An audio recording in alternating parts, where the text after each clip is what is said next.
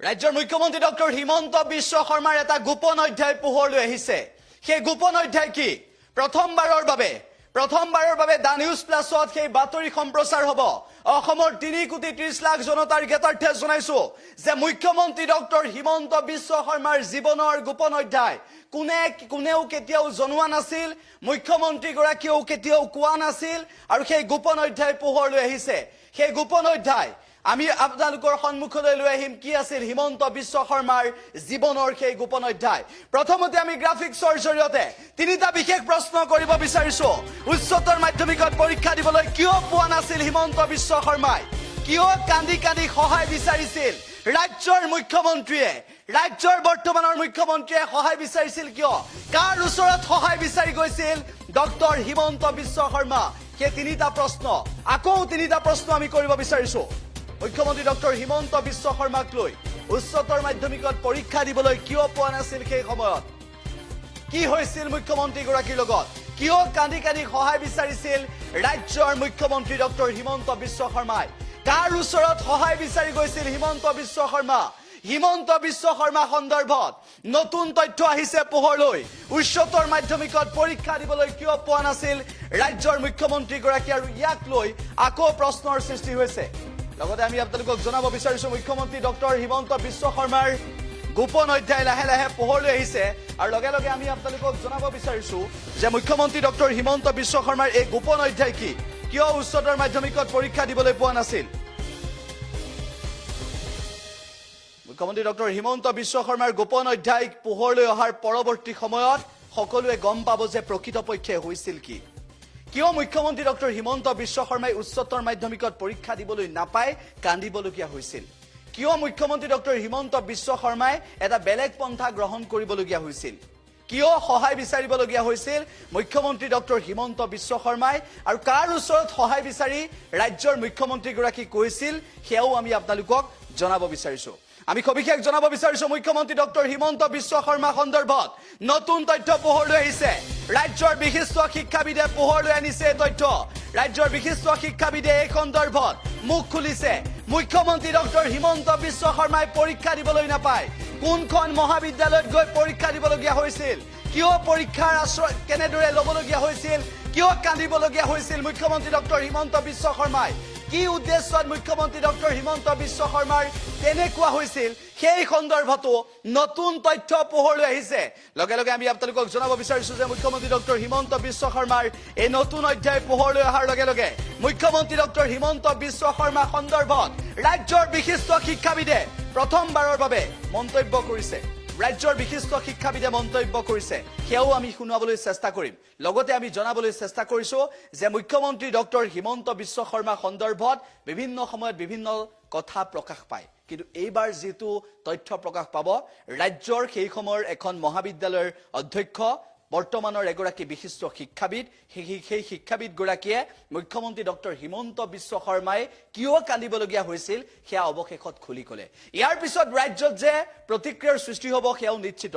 আনহে নালাগে সেই অধ্যক্ষগৰাকীয়ে সেই মুহূৰ্তত সেই অধ্যক্ষগৰাকীয়ে চৌকছ খাবলগীয়া হৈছিল গুৱাহাটী বিশ্ববিদ্যালয়ৰ। চৌকছ পাইছিল সেই অধ্যক্ষগৰাকীয়ে। এনেকুৱা এটা অৱস্থা হৈছিল মুখ্যমন্ত্ৰী ডক্টৰ হিমন্ত বিশ্ব শৰ্মাৰ বাবে, কিন্তু তাৰ পিছতো ৰাজ্যৰ মুখ্যমন্ত্ৰীগৰাকীয়ে সেই কথা গোপনে ৰাখিলে আজি পৰ্যন্ত। দা নিউজ প্লাছত 2024 বৰ্ষৰ প্ৰথমটো ডাঙৰ খবৰ জনাইছো মুখ্যমন্ত্ৰী ডক্টৰ হিমন্ত বিশ্ব শৰ্মা সন্দৰ্ভত। মুখ্যমন্ত্ৰী ডক্টৰ হিমন্ত বিশ্ব শৰ্মাই পৰীক্ষা দিবলৈ নাপায় কান্দিবলগীয়া হৈছিল, আৰু এনেকুৱা এটা পন্থা গ্ৰহণ কৰিছিল যিটো পন্থাৰ কথা শুনিলে আপুনি ভাবিবলৈ বাধ্য হ'ব আৰু ক'বলৈ বাধ্য হ'ব যে তেতিয়া এনেকুৱা হৈছিল নেকি। মন্তব্যটো শুনাব বিচাৰিছো। ডক্টৰ দয়ানন্দ পাঠকে সেই বিস্ফোৰণ ঘটাইছে। বিশিষ্ট শিক্ষাবিদ ডক্টৰ দয়ানন্দ পাঠকে সেই বিস্ফোৰণ ঘটাইছে। মুখ্যমন্ত্ৰী ডক্টৰ হিমন্ত বিশ্ব শৰ্মাই ডক্টৰ দয়ানন্দ পাঠকৰ ওচৰলৈ গৈ কি কৈছিল সেই সময়ত, সেয়া মন্তব্য ডক্টৰ দয়ানন্দ পাঠকৰ মুখেৰে শুনক। হিমন্ত বিশ্বৰ কথা কৈছিল যে হিমন্ত বিশ্ব এটা সময়ত তেওঁ হায়াৰ ছেকেণ্ডেৰী যেতিয়া পঢ়ি আছিলে তেতিয়া হি doesn't fill up the form, মানে তেওঁ ৰাজনীতি কৰি থকা ফৰ্ম ফিল আপ কৰা নাই, পৰীক্ষা দিব নোৱাৰে। মোৰ তাত কান্দি কান্দি আহিছে, মই কিবা এটা কৰিব লাগে। তেতিয়া কৈছে যে মই পৰীক্ষা নিদিওঁ। মই কৈছোঁ নহয়, you must attend the exam. কিন্তু তোমাক প্ৰিন্সিপালে নিদিয়ে, তাতে মোৰ লগত গ'লা। কিন্তু মই লগত লৈ আহি পেলাই তাক মোৰ কলেজৰ পৰা য'ত মই প্ৰিন্সিপাল হৈ আছোঁ তেতিয়া মই তাক তাৰ পৰা ফৰ্মখন ফিল আপ কৰালোঁ ফিল আপ কৰাই পেলাই মই তাক তাৰ পৰীক্ষাটো দিয়াই দিলোঁ পৰীক্ষা দি পেলাই পাছ কৰিলে তেতিয়া গুৱাহাটী বিশ্ববিদ্যালয়ৰ পৰা মোক এটা শ্ব'কজ কৰিছে যে তেওঁতো কটনৰ ছাত্ৰ আপুনি কেনেকৈ পৰীক্ষাটো দিলে আপোনাৰ তাতে he is not student of your college Cotton কলেজৰ পৰা মানে গুৱাহাটী বিশ্ববিদ্যালয়ত মোক এটা শ্ব'কজ এটা কৰিলে এতিয়া মই দিলোঁ যে কটন কলেজত পঢ়ে নে বিবৰত পঢ়িটো মই নাজানো কিন্তু মোৰ তাতে এডমিশ্যন হৈ পেলাই পঢ়ি আছে না সেইকাৰণে কাগজ পত্ৰখিনি মই গোটেই ঠিক কৰি পেলাই থৈ পেলাই মই তাতে পৰীক্ষা দি পেলাই পাছ কৰাই দিলোঁ যিয়ে নহওক তাৰপিছতে আহি কটনত আহি জেনেৰেল ছেক্ৰেটাৰী হ'ল কিন্তু আজিলৈকে সেই কৃতজ্ঞতাটো কিন্তু মুখ্যমন্ত্ৰী কোনোদিন ক'তো প্ৰকাশ কৰা নাই তাৰপাছত এইটোতো হয়েই তাৰপাছত মই আকৌ কি কৰিলোঁ যেতিয়া সেইখন কলেজত চিলভাৰ জুবিলি হ'ল চিলভাৰ জুবিলিত এজন এক্স ষ্টুডেণ্টৰ এজন থাকে নহয় এক্স ষ্টুডেণ্টৰ এজন প্ৰেচিডেণ্ট থাকে মই তেওঁক পাতি দিলোঁ তুমি এক্স ষ্টুডেণ্ট হওক তুমি ইউ আৰ দ্য লিডাৰ আৰু সেই গোটেই কাগজ পত্ৰবিলাক মোৰ তাত আছে যে তেওঁ he was the president of the alumni of my college গতিকে এই কথাবিলাকো আছে গতিকে যিয়ে নহওক মানুহৰ এই কথাবিলাক এইটো জীৱনৰ এটা অভিজ্ঞতা আৰু তেওঁ যে কৃতজ্ঞতা স্বীকাৰ কৰিবই লাগিব সেনেকুৱাতো কথা লিগাল কোনো পইণ্ট একো নাই হিমন্ত বিশ্বৰ কথা কৈছিল হিমন্ত বিশ্ব এটা সময়ত তেওঁ হায়াৰ ছেকেণ্ডেৰী যেতিয়া পঢ়ি মহান অসমীয়াগৰাকী স্মৃতিত আমাৰ দা নিউজ প্ৰচাৰৰ সতীৰ্থসকলে পুষ্পাঞ্জলি প্ৰদান কৰিলে ইয়াৰ পাছতে আমি আগবাঢ়িছোঁ আমাৰ পৰৱৰ্তী অনুষ্ঠানলৈ আমি পোনপ্ৰথমে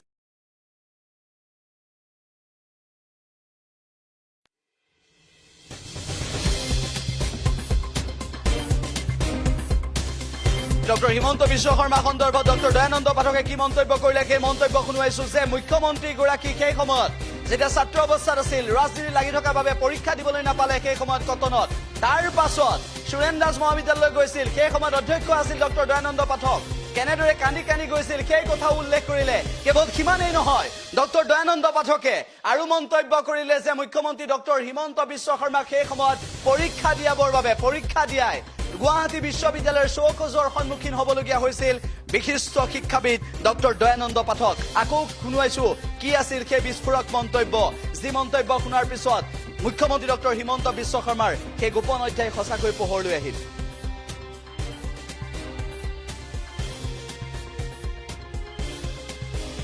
পঢ়ি আছিলে তেতিয়া he didn't fill up the form মানে তেওঁ ৰাজনীতি কৰি থকা তো ফৰ্মখন ফিল আপ কৰা নাই পৰীক্ষা দিব নোৱাৰে মোৰ তাত কান্দি কান্দি আহিছে ছাইডে মোক কিবা এটা কৰিব লাগে তেতিয়া কৈছে যে মই পৰীক্ষা নিদিওঁ মই কৈছোঁ নহ'লে you must attend the exam কিন্তু তোমাকতো প্ৰিন্সিপালে নিদিয়ে তাতে মোৰ লগত গ'লা কিন্তু মই লগত লৈ আহি পেলাই তাক মোৰ কলেজৰ পৰা য'ত মই প্ৰিন্সিপাল হৈ আছোঁ তেতিয়া মই তাক তাৰ পৰা ফৰ্মখন ফিল আপ কৰালোঁ ফিল আপ কৰাই পেলাই মই তাক তাৰ পৰীক্ষাটো দিয়াই দিলোঁ পৰীক্ষা দি পেলাই পাছ কৰিলে তেতিয়া গুৱাহাটী বিশ্ববিদ্যালয়ৰ পৰা মোক এটা শ্ব'কজ কৰিছে যে তেওঁতো কটনৰ ছাত্ৰ আপুনি কেনেকৈ পৰীক্ষাটো দিলে আপোনাৰ তাতে he is not student of your college Cotton কলেজৰ পৰা মানে গুৱাহাটী বিশ্ববিদ্যালয়ত মোক এটা শ্ব'কজ এটা কৰিলে এতিয়া মই দিলোঁ যে কটন কলেজত পঢ়ে নে বিবৰত পঢ়িটো মই নাজানো কিন্তু মোৰ তাতে এডমিশ্যন হৈ পেলাই পঢ়ি আছে না সেইকাৰণে কাগজ পত্ৰখিনি মই গোটেই ঠিক কৰি পেলাই থৈ পেলাই মই তাতে পৰীক্ষা দি পেলাই পাছ কৰাই দিলোঁ যিয়ে নহওক তাৰপিছতে আহি কটনত আহি জেনেৰেল ছেক্ৰেটাৰী হ'ল কিন্তু আজিলৈকে সেই কৃতজ্ঞতাটো কিন্তু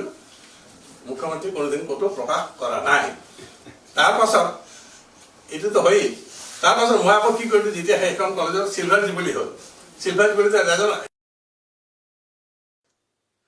মুখ্যমন্ত্ৰী ডক্টৰ হিমন্ত বিশ্ব শৰ্মা সন্দৰ্ভত কি মন্তব্য কৰিলে সেই মন্তব্য শুনালো বিশিষ্ট শিক্ষাবিদ ডক্টৰ দয়ানন্দ পাঠকে এই মন্তব্য কৰিছে উল্লেখ হৈছে বিশিষ্ট শিক্ষাবিদ ডক্টৰ দয়ানন্দ পাঠকে কৈছে যে সেই সময়ত গুৱাহাটী বিশ্ববিদ্যালয়ৰ শ্ব'কজ পাবলগীয়া হ'ল ডক্টৰ দয়ানন্দ পাঠকে অধ্যক্ষ আছিল সুৰেন দাস মহাবিদ্যালয় কিন্তু আটাইতকৈ ডাঙৰ বিষয় হৈছে যে ছাত্ৰ অৱস্থাৰ পৰাই কেনেদৰে কোনটো দিশেৰে গতি কৰিলে নিজৰ কাম সিজিব সেয়া মুখ্যমন্ত্ৰী ডক্টৰ হিমন্ত বিশ্ব শৰ্মাই ভালদৰে জানিছিল একেটা সময়তে আৰু এটা প্ৰশ্ন উত্থাপন হৈছে বিশিষ্ট শিক্ষাবিদ ডক্টৰ দয়ানন্দ পাঠকে উল্লেখ কৰিলে যে সেই সময়ত হিমন্ত বিশ্ব শৰ্মাৰ কাগজ পত্ৰ কেনেদৰে ঠিক কৰি দিছিল কিন্তু তাৰ বাবে কৃতজ্ঞতা নজনালে সেই সন্দৰ্ভতো বিশিষ্ট শিক্ষাবিদগৰাকীয়ে মন্তব্য কৰিলে যে এডমিশ্যনৰ নামত কেনেদৰে কাগজ পত্ৰ ঠিক কৰি ল'লে আৰু তাৰ পিছত হিমন্ত বিশ্ব শৰ্মাক সহায় কৰিলে তাৰ পিছতো আজি পৰ্যন্ত ৰাজ্যৰ মুখ্যমন্ত্ৰী ডক্টৰ হিমন্ত বিশ্ব শৰ্মাই কিন্তু এই সন্দৰ্ভত কোনো ধৰণৰ কৃতজ্ঞতা প্ৰকাশ নকৰিলে এতিয়া প্ৰশ্ন উত্থাপন হৈছে যে ৰাজ্যত যদি ছাত্ৰই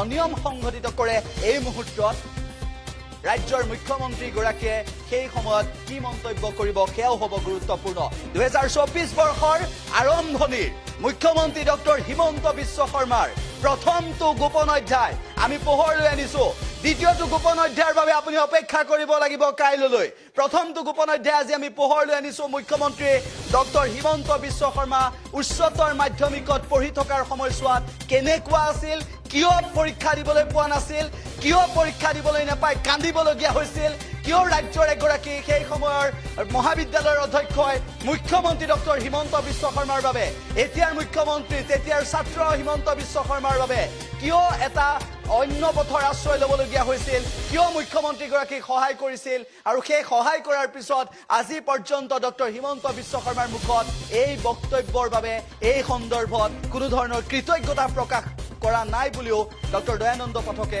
উল্লেখ কৰিলে